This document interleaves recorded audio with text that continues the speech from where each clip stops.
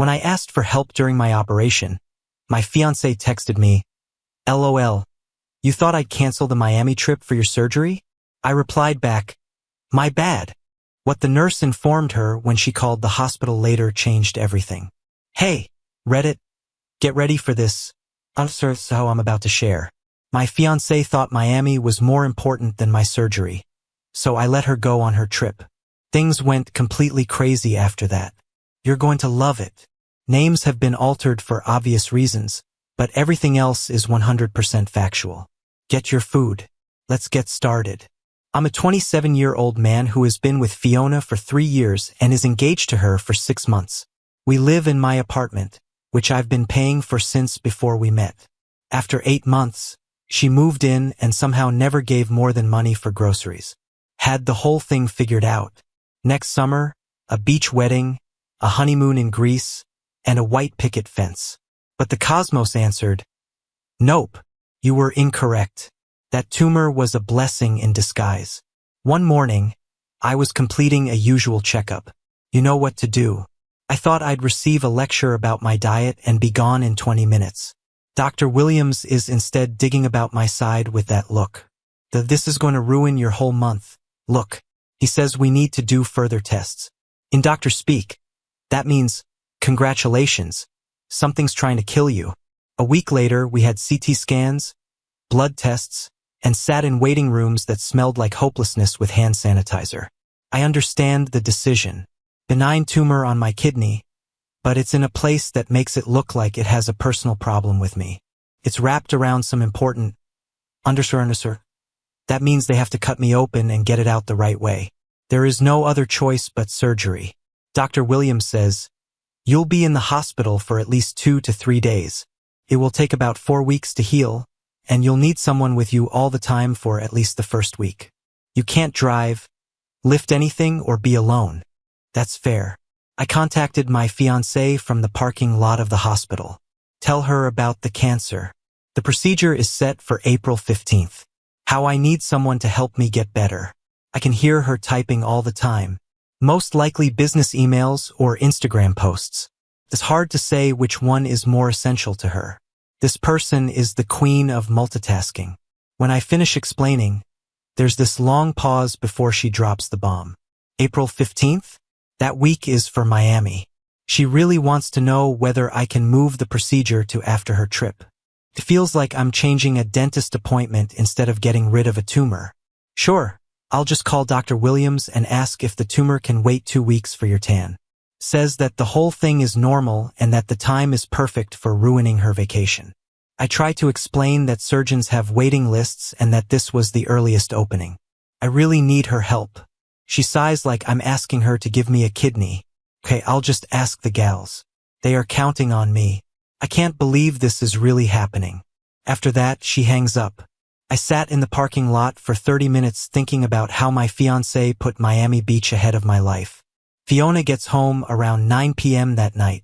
She doesn't even glance at me. She just drops her purse and starts making herself a drink. As if she's had the worst day in history. I chat to the girls and she starts talking. I already know I'm going to hear some great underscore. They think it's incredibly manipulative that you're trying to get me to cancel. Deceptive. Let that sit for a moment. Fiona, I have a tumor. You've known about it for months, but now, right before my trip, which you knew was essential to me, it's suddenly urgent. The doctor really did just say that. Doctors usually make things sound important. That's how they explain their prices. Sarah's father is a doctor. She knows how this works. Sarah, her vapid friend, whose entire personality is having rich parents and posting gym selfies with captions like, blessed. That Sarah is now my medical consultant. Apparently, Fiona, this is surgery, not a checkup. It's outpatient, though, right? Number 2 to 3 days in the hospital, then weeks of recovery. She takes a long sip of her drink, studying me like I'm some complicated math problem. Look, I get that you're scared, but I can't just drop everything because you're having a medical procedure. I have a life too, Zach. What about our vows in sickness and health? We haven't taken those vows yet. And honestly, this whole guilt trip is making me question if we're ready for marriage. There it is. question the engagement because I had the audacity to get a tumor. I need someone here to take care of me. You know, my family isn't an option since I don't talk to them. Then hire someone. There are services for this. Professional nurses who actually know what they're doing. Are you serious? You want me to hire a stranger because you can't miss a trip? We're supposed to be partners. Zach, I need you to stop being so damn selfish and support the fact that I have my own life and my own plans that don't revolve around him. She storms off to the bedroom. I sleep on the couch, which was more comfortable than lying next to that ice queen. Anyway, next morning, she's already dressed and grabbing her keys. I'm going to Miami, she announces. The girls need me. The trip is paid for, and I'm not letting your medical drama ruin something I've been planning for months. That's what 3 years together gets you. Medical drama. Okay, I say quietly. Okay, that's it. What do you want me to say exactly? I want you to understand that I can't put my entire life on hold every time something got it. Have fun in Miami. I interrupted. She pauses at the door, probably expecting me to beg or gravel or promise to reschedule surgery around her party schedule. Don't make me the villain here, Zach. I'm being practical. Sure you are. No worries.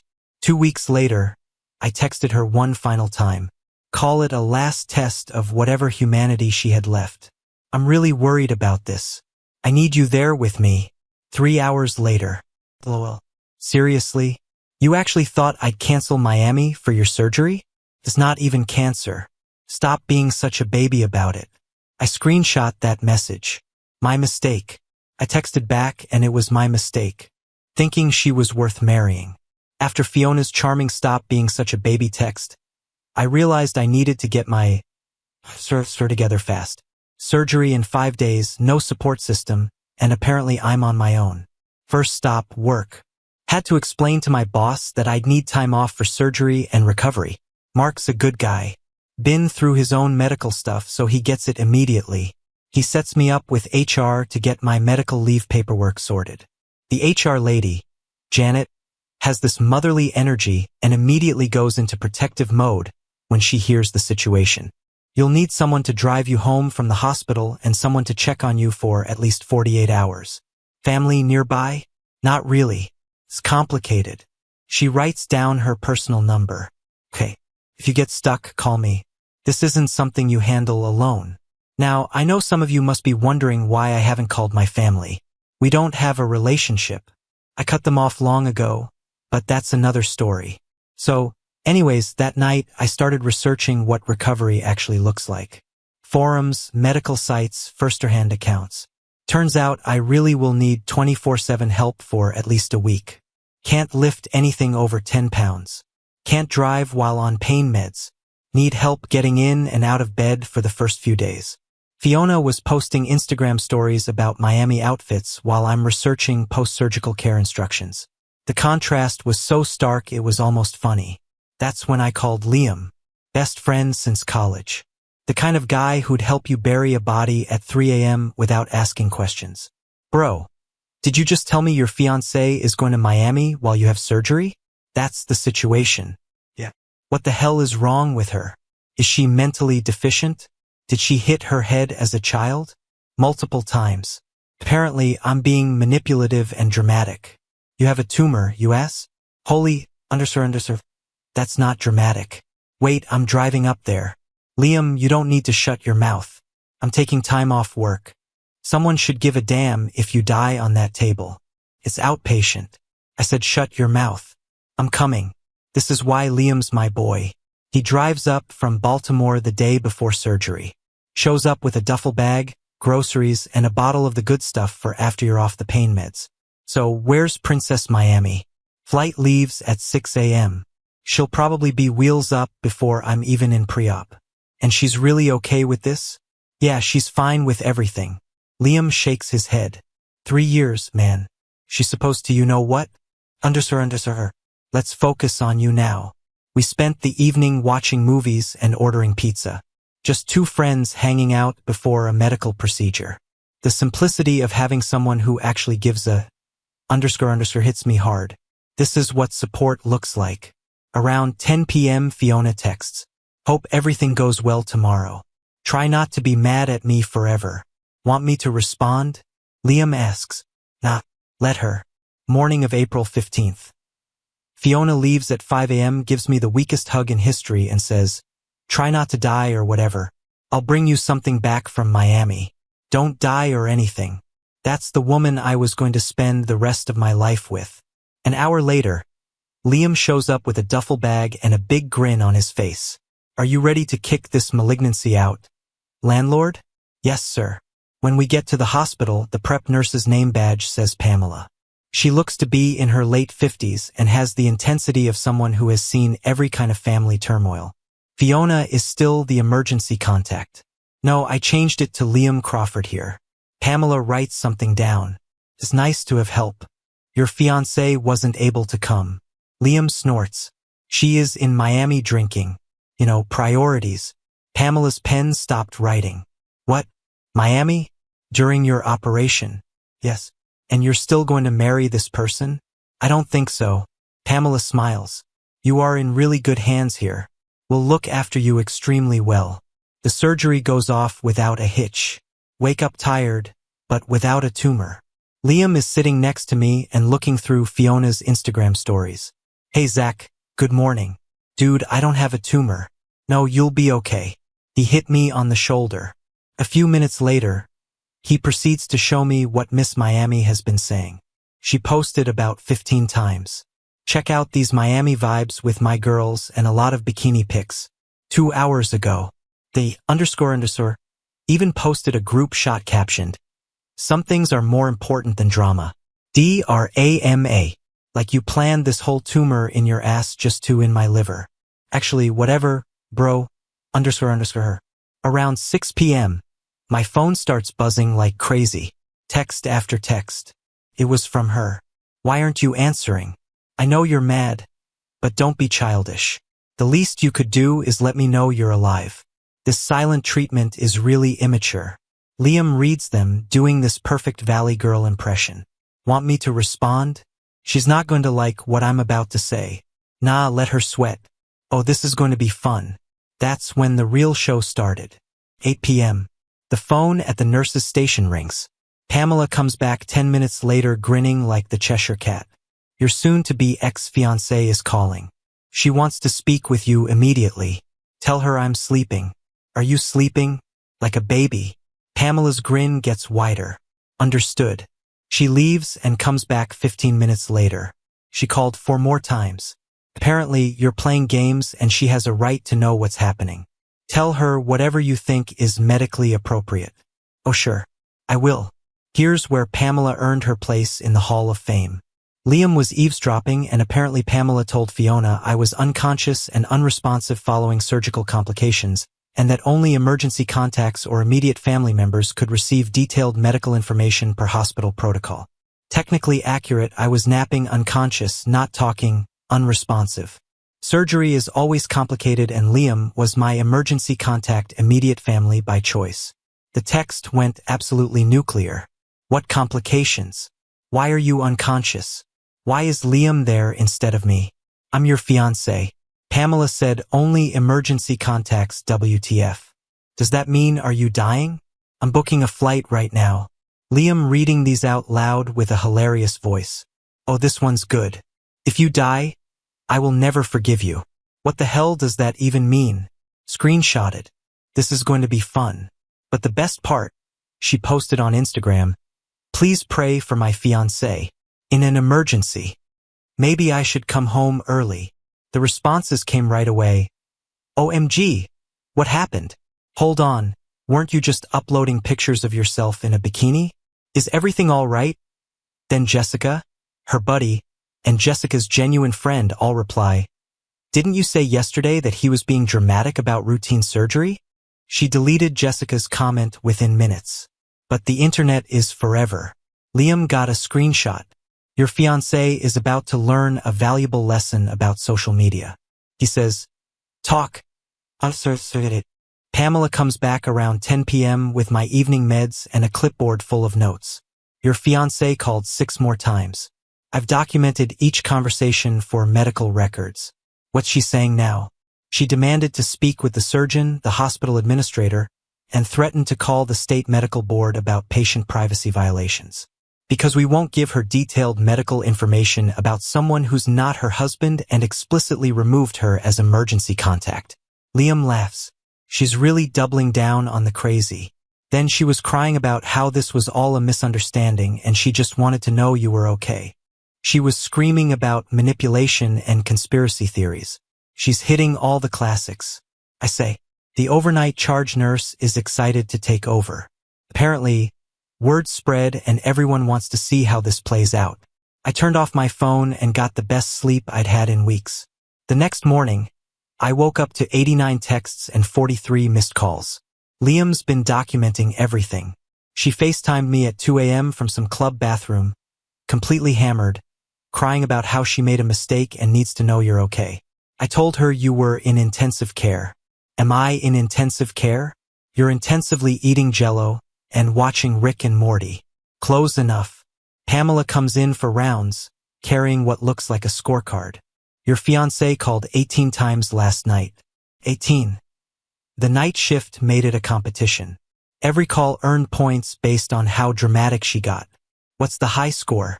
Call number 14. She threatened to call the governor if we didn't give her information in Florida about a Pennsylvania hospital. Panic makes people stupid, Pamela says. Speaking of which, she's apparently calling every hospital in the city trying to find you. She can do that. She can try, but you're registered as private, and unless she has your exact room number and patient code, we won't even confirm you exist. The morning nurse, Kevin, stops by around 11 a.m. with more intel. Got a call from Presbyterian Hospital downtown. They said some woman called asking if they had a Zach recovering from kidney surgery. When they said no, she asked them to check again because if someone was lying to her. She's calling random hospitals. Gets better. She called Children's Hospital asking if they treat adults. When they said no, she asked if they were covering up for other hospitals because that's how conspiracies work. Liam's dying laughing. Dude, she's lost her damn mind. St. Mary's, Jefferson, Temple University Hospital. She's working through the phone book. They're all calling us because she keeps mentioning our hospital name and demanding they tell her the truth. This is insane. This is entertainment. Pamela corrects. We don't get drama this good very often. By afternoon, Fiona's social media had gone full meltdown mode. Posted on Facebook, emergency. Going home right away. Zach is in serious trouble because of problems that came up during surgery. Please keep us in your prayers. My friend Marcus texted me, dude, Fiona's post says you're dying. Are you going to die? I text back, texting from heaven right now. They got pudding. Thank God. He replied, bro LMAO. She said, critical condition. Critically bored, maybe. Let her dig this hole. Marcus sends back, already screenshotted everything. This is going to be a meme. That afternoon, I got a surprise visitor. Natalie Smith knocks on my door around 3:00 p.m. carrying a container that smells like heaven. Now, some background on Natalie. She's my neighbor. Lives 2 doors down. Professional baker, runs this little specialty cake business from home. Also happens to be gorgeous. Like dangerously gorgeous. We've always been friendly. But she's never crossed any lines out of respect for my relationship. Always just been the sweet neighbor who sometimes brings over extra cookies. Hey, she says, looking genuinely concerned. Liam told me about your surgery when he was getting your mail. Brought you some homemade chicken soup. Liam told you?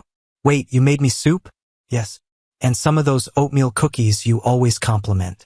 Figured hospital food probably sucks. Liam appears behind me, grinning. Natalie, perfect timing. Our patient here was just complaining about the culinary experience. I was not complaining. He totally was. Come in. Come in. Tell me, how long have you been waiting for Fiona to serve this badly? And don't say you haven't. We all saw this train wreck coming. Liam. Natalie laughs. I plead the fifth. But seriously, I'm glad you're okay, Zach. Surgery is scary stuff. She stays for like 20 minutes and it's the first normal conversation I've had in days.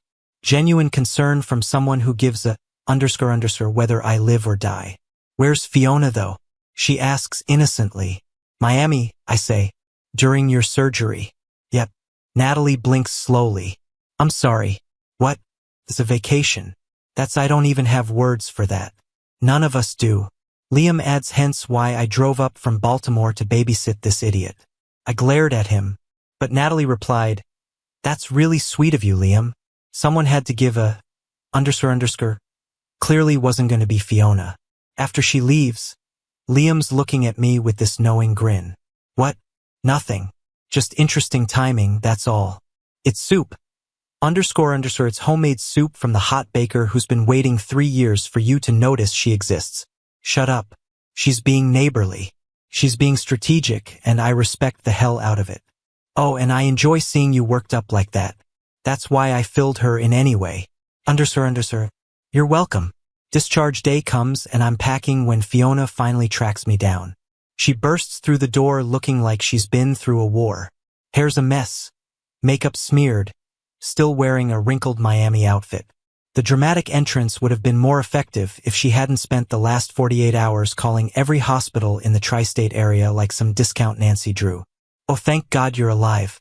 Why didn't anyone tell me you were okay? Because you were in Miami. I came back early. I was worried sick. I thought you were dying. The nurse said you were unresponsive. I was napping. She stops napping and eating Jell-O sometimes. What the hell? But she said complications. Yeah, it's pretty complicated. The reality starts hitting her. She built this entire crisis narrative in her head based on perfectly normal post-surgical recovery filtered through her own guilt and panic. You let me think you were dying. Are you freaking kidding me? I let you assume the worst because you weren't here to know any better. That's manipulation. No, you don't get to control the narrative from 12,200 miles away while sipping mojitos. She sinks into the chair, suddenly looking smaller. The Miami tan looks ridiculous against her tear-streaked face like she's some kind of emotional tourist who wandered into the wrong tragedy. I gave up 2 days of my vacation. I was worried about you. Were you worried about me or worried about how it looked that you weren't here? Direct hit. She can't answer that because we both know the truth. I cut my trip short after you posted bikini pics while I was unconscious on an operating table.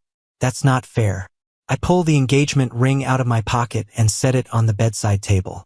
The wedding's off. Complete meltdown mode. Crying, pleading, 3 years together. How can I throw it all away over a misunderstanding? This is insane. That's when I dropped the second bomb. Also, you have 2 weeks to find somewhere else to live. What the hell do you mean somewhere else? You can't kick me out. I have rights. Check the paperwork. Your name's nowhere on it. Funny how that works. I'll call a lawyer. Good luck with that. Pamela appears in the doorway with discharge papers and immediately clocks the situation. Everything all right in here? Just fine, I say. Pamela, meet Fiona. Fiona, meet Pamela. The nurse who's been taking your calls and documenting your meltdowns for posterity. Pamela's smile could cut glass. Oh, the fiancé. How was Miami? Must have been quite the vacation to miss all this excitement. Fiona's standing there like a fish gasping for air. I'm taking him home, she announces. Actually, I'm all set. I gesture to Liam. My ride's been here the whole time. Liam, we came here together. Yeah, sure. This is ridiculous. I'm your fiancé. Ex-fiancé? Correct. She storms out screaming about lawyers and rights. 20 minutes later, she's posting on Facebook about how some people can't handle strong women who have their own lives. The comments destroy her immediately. Jessica, wait, didn't you go to Miami during his surgery? Marcus, strong and independent equals abandoning your fiancé during medical procedures. Her cousin Lisa, girl, what are you even talking about? We saw your vacation pics. She starts deleting comments, but it's too late. The internet remembers everything. The first week home, things were almost peaceful. I'm healing, taking my pain meds, sleeping a lot. Natalie keeps showing up with food. Chicken noodle soup the first day, homemade bread the second, some kind of pasta casserole that made me question every meal Fiona ever made. We start having longer conversations while Liam hovers like a protective older brother, making sarcastic comments about my improved meal service. The woman is incredible, smart, funny, actually asks how I'm feeling instead of treating my recovery like an inconvenience. We're keeping it completely appropriate, but there's definitely something there, something real. Fiona notices immediately, starts interrogating me every time Natalie leaves. Since when are you too close? What do you mean? Why the hell is she coming here? It's none of your business, Fiona, you're leaving soon. TF. Do you mean none of my business? I'm your fiancé, ex-fiancé. And just like that, she would have a meltdown every time Natalie visited. Meanwhile, her work situation starts cracking around the same time. Word spreads fast in professional circles, especially when someone has a very public social media meltdown. Coworkers start looking at her differently. The marketing industry is small and everyone knows everyone. I found out later that her boss called a meeting after clients started asking about the employee who abandoned her fiancé during surgery. Professional reputation matters when you're handling other people's image problems. Day 10 arrives and she's acting like nothing happened. Bringing me coffee in bed, trying to cuddle while I'm watching TV playing the devoted fiancé she never was when it actually mattered.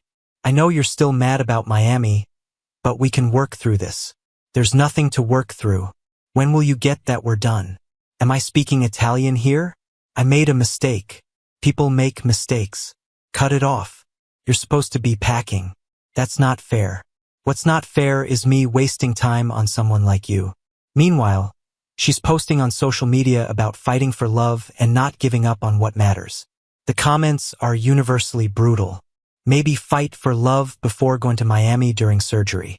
Too little, too late, Fiona. This is embarrassing. OMG, delete the post. Her friend group starts distancing themselves. The same girls who encouraged the Miami trip are suddenly unavailable when she needs places to crash. Ashley stops responding to texts. Sarah's making excuses about having family in town. The Fairweather friend network collapses when drama gets real. Day 12. I find her going through my phone while I'm in the shower. Who the __ is Kevin? Why the hell are you touching my phone? Why is he texting you? Give me this __ I snatched it from her. Is he making fun of me? Fiona, enough. Don't make me throw you out of the window with all your stuff. Silence. Then why does Pamela have your number? Get out of my sight. She stomped out loudly and slammed the door. She was spiraling and I was losing my patience. Then came day 15. I'm getting ready to call my lawyer when there's a knock on the door. Fiona's parents, Maria and Frank, standing in my hallway looking like they're attending a funeral. We need to talk, Frank says. We sit down and Maria immediately starts crying. We're so sorry, Zach. What she did. We raised her better than that. We didn't know the real story until Jessica told us. Frank adds, Fiona said you had manipulated the hospital situation to make her look bad. I was out cold, Frank. It's hard to move anything when you're under anesthesia. We know that now. We saw the Instagram posts, the timeline. Maria wipes her eyes. She was posting vacation pictures while you were in surgery. She embarrassed herself and embarrassed the family. 27 years of raising her, and this is what we get, Frank says. We failed somewhere along the line. We're really sorry, son. And I'm glad the surgery went well. They offered to help get her out to talk sense into her. But I can see they're done, too. 27 years of enabling their daughter's selfishness, and they finally hit their limit. She's not welcome at home until she gets help, Maria says quietly. Real help, therapy, consequences, accountability. We told her we weren't going to support this behavior anymore, Frank adds. She threatened to cut us off. Her exact words were, Fine. I don't need parents who don't support me, Maria says. The next day, Fiona's screaming at them in my hallway, full meltdown, accusing them of taking my side, threatening to never speak to them again. I record it through my peephole for evidence. The sound quality is terrible, but you can clearly hear her calling her parents traitors and manipulated idiots for not supporting her truth. Her own parents who've bankrolled her lifestyle for years, getting screamed at in a public hallway because they won't enable her delusions. Her friend Ashley comes to pick her up. Ashley's got that I'm only doing this because I have to energy. Loads Fiona's stuff into her car while Fiona sobs dramatically about being abandoned by everyone. You'll regret this, she tells me as Ashley drags her toward the stairs. You can't destroy someone's life and get away with it. Ashley gives me this apologetic look as they leave. We both know this is temporary. Within hours of leaving, Fiona's on every social media platform posting her side of the story. Long rambling posts about manipulation and fake medical emergencies and how she's the real victim. The problem is she's still friends with people from my work, my gym, my family, people who know the truth, people who saw her Miami post in real time. Everyone in the comments was calling out her, and roasting her. She started deleting posts, but the internet is forever. People are sharing her Miami vacation pics side by side with her emergency rush home posts. The hypocrisy was so clear a blind person could see it. The professional consequences accelerate. Her company's HR department starts getting calls from clients who recognize her. Her job is all about image management, and her image is radioactive. My coworker Janet shared one of Fiona's rants in the office group chat with the caption, "This is why you don't air your dirty laundry on social media." Everyone in the office saw it. Mark, my employer, merely shakes his head and texts me, "You dodged a bullet, man. You really dodged a whole firing squad." Ashley kicked her out 2 weeks later. It seems that Fiona was screaming fits about the rent money, making a mess everywhere, and bringing guys home at odd hours. Ashley talks about it on her Instagram stories. Not much, only that some people never learn where the line is with a house key emoji. Not too obvious, but still clear. She moved in with her friend Sarah. That lasted precisely 12 days, until Sarah posted about getting rid of bad energy and cleaning the house. Someone kicked her again. She's moving from one friend's couch to another, and she's burning bridges wherever she goes. Her work performance drops since she's spending work hours writing rants against me instead of doing her job. Management pays attention. People see. Liam is keeping an eye on things through people he knows. It looks like Fiona is turning into the friend that everyone avoids. The person who turns everything into a drama. The person who can't talk without bringing up her story of being a victim. When she releases a 40-minute video on Instagram describing the real story, that's the last straw. She cried and held up printed screenshots, saying I tricked her into going to Miami so I could set her up to fail. It was hard to see the video. She has definitely been drinking. She's talking about conspiracy theories and showing up her phone screen to show text conversations that back up what I'm saying. It's like seeing someone use a selfie stick to dig their own tomb. Her own family members stop following her. Even Sarah's dad, the surgeon who is supposed to know about medical manipulation, says, "Young lady, I've been a surgeon for 30 years. No one pretends to have kidney tumors to get attention." She took the video down within hours, but not before a lot of people had downloaded it. It's clear that Liam has a copy. That's when the big effects start to happen. Life is excellent now that I've been recovering for 2 months. Natalie and I are officially dating now.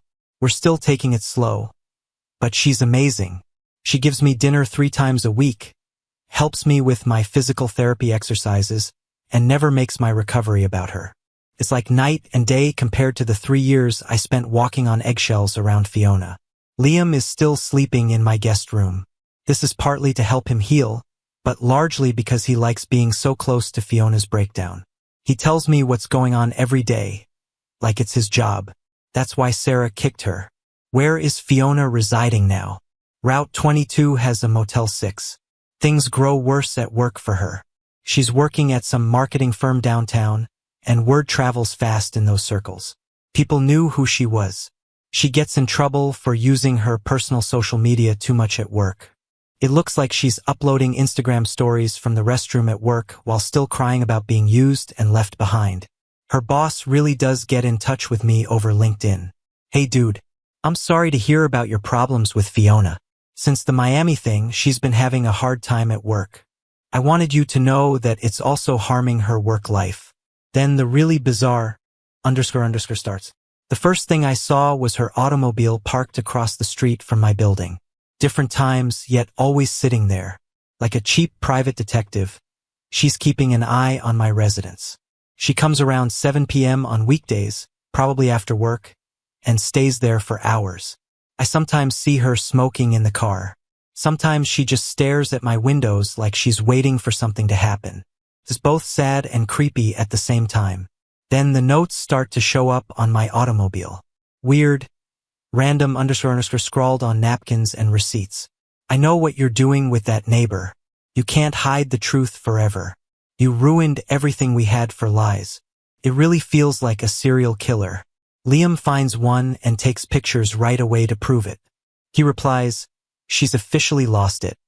As he reads one that looks like a ransom note scrawled in different colored pens. This is a restraining order situation, but it gets worse.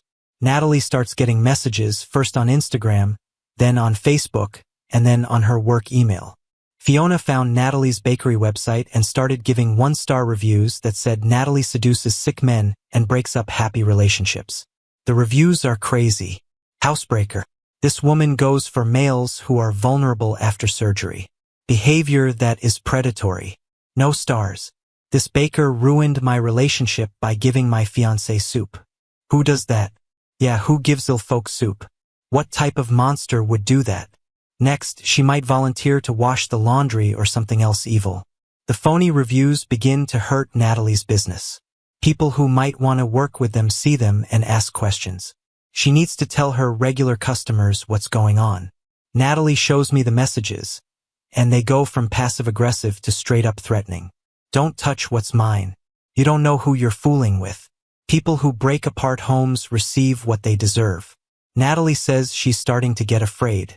Don't be afraid. We're keeping track of everything. Then the threats begin. Natalie's business Instagram got real threats. Screenshots of our apartment building with captions like, I know where you sleep. The messages get crazier and crazier.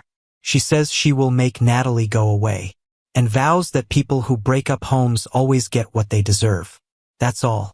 I say we should stop playing games. I asked for a restraining order. The proof is very plain. Pictures of her automobile following me to my building.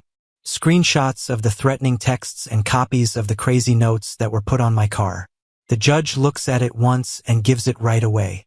She had to stay at least 500 feet away from me.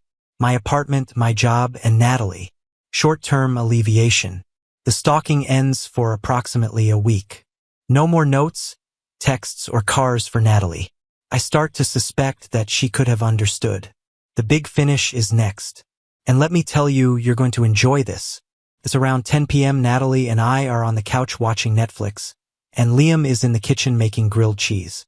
First normal night in a long time.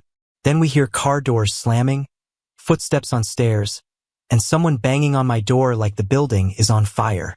I know you're in there, Zach. Fiona's speech was slurred and full of fear. Open this damn door. I stare through the hole in the door. She's swaying back and forth, carrying a champagne bottle, and wearing pajama pants and a tank top like she just woke up. She's totally out of control. You messed up my life. Face me out here. Natalie starts recording right away, and Liam contacts 911.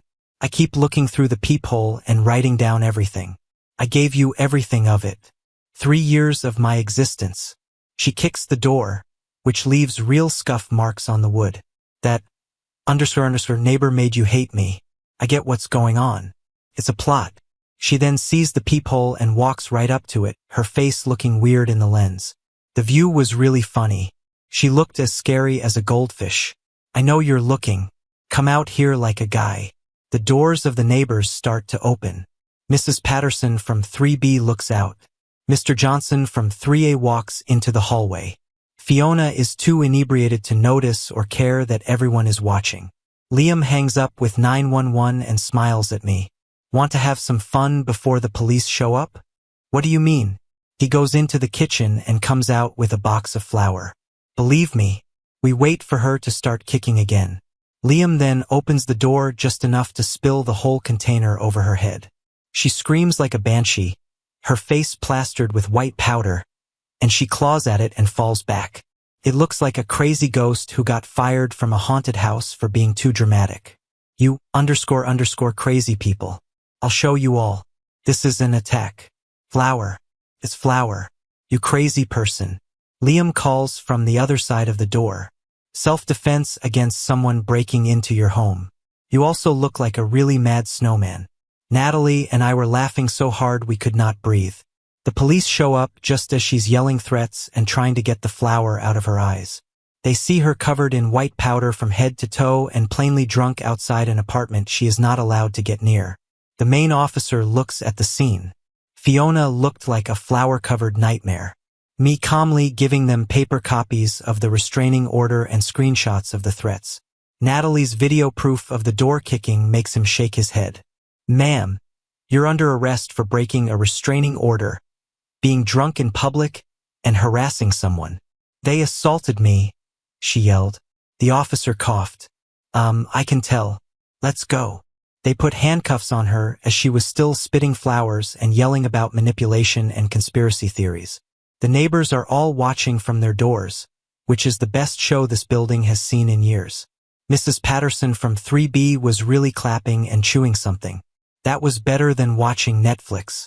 As they walk her to the patrol car, she turns around and screams, "Karma will get to you, Zach. This isn't over." Liam leaned against the door frame, still holding the empty flower container, and called back, "We'll be waiting, sweetheart." The last picture I have of my ex-fiancée is of her being handcuffed and stuffed into a police car while screaming about being a victim. Should have been the cover shot for a lesson on how not to deal with a breakup. The arrest was in the news in the area. Woman breaks a restraining order and gets covered in flowers after a fight at home. Her boss witnessed it. Her other buddies saw it. Her family saw it.